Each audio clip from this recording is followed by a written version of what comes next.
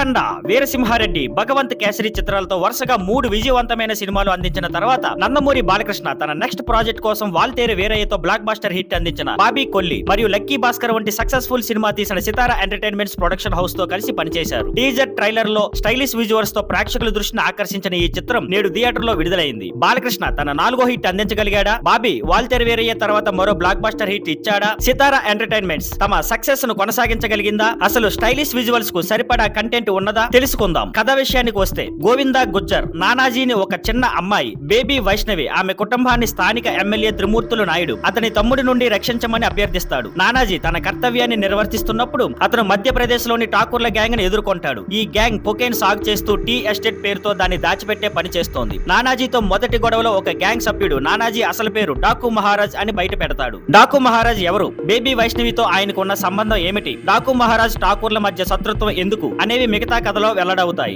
నటీ నటుల విషయానికి వస్తే నందమూరి బాలకృష్ణ భగవంత్ కేసరి తర్వాత కూడా మరో సబ్టిల్ అండ్ పవర్ఫుల్ పెర్ఫార్మెన్స్ ఇచ్చారు. యాక్షన్ సీక్వెన్స్ లు విలన్లతో మాటల తటస్థతలోనూ ఎనర్జీ అదిరిపోయింది. ప్రజ్ఞా జైస్వాల్ అండ్ శ్రద్ధా శ్రీనాథ్ వారి పాత్రలు చిన్నవిగా ఉన్నా కీలకంగా ఉన్నాయి. బేబీ వైష్ణవి పాత్ర చేసిన చిన్నారి చాలా కాన్ఫిడెంట్ గా కనిపించింది. రవికిషన్ విలన్ గా భయానకంగా కనిపించారు. బాబీ డియోల్ భారీ ఎంట్రీ సీన్ తో మెప్పించారు. కానీ పాత్ర రాసిన విధానం ఆశించినంత బలంగా లేదు. ఇంకా టెక్నికల్ విషయానికి వస్తే సినిమాటోగ్రఫీ ఈ సినిమా గ్రేట్ విజువల్స్ కు అద్భుతమైన ఉదాహరణ. ప్రత్యేకంగా ప్రీ ఇంటర్వెల్ సీక్వెన్స్ లు బాగా కనిపిస్తాయి. బ్యాక్గ్రౌండ్ స్కోర్ చాలా సీక్వెన్స్ లెవెల్ పెంచింది. డైలాగ్స్ బాలకృష్ణ అభిమానులు ఆకట్టుకునేలా రాశారు. ఎడిటింగ్ కొంతమేర వరకు బాగుంది, కానీ క్లైమాక్స్ లో మరింత మెరుగుదల కావాలి. పాటలు చిన్ని పాట బాగుంది, మిగతా పాటలు పెద్దగా ఆకట్టుకోలేకపోయాయి. ఇంకా పాజిటివ్ విషయానికి వస్తే Balakrishna performance, great visuals, Thaman background score, fans కి ఇష్టమయ్యే డైలాగ్స్, ప్రీ ఇంటర్వెల్ సీక్వెన్స్. ఇక నెగటివ్ విషయానికి వస్తే routine story, predictable screen play, climax లో స్లో ఫేస్, దబిడి దిబిడి పాట, కొరియోగ్రఫీ. ఇంకా చివరగా కమల్ హాసన్, విక్రమ్, రజనీకాంత్, జైలర్ వంటి చిత్రాలు సీనియర్ హీరోలతో కథలను కొత్తగా చెప్పడంలో ప్రామాణికంగా మారాయి. కానీ డాకు మహారాజ్ రొటీన్ కథను ఆధారంగా తీసుకొని కమర్షియల్ ఎలిమెంట్స్ తో చక్కగా మిళితం చేశారు. Pre interval sequence, hero transformation scene special highlight గా నిలిచాయి. కానీ రొటీన్ ఎగ్జిక్యూషన్ వల్ల గ్రేట్ విజువల్స్, బ్యాక్గ్రౌండ్ స్కోర్ ప్రభావం తగ్గిపోయింది. ఇంకా ఫైనల్ గా వస్తే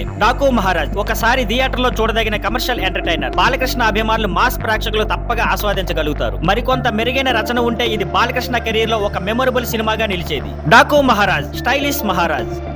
Thank you for watching. Please like, share and subscribe.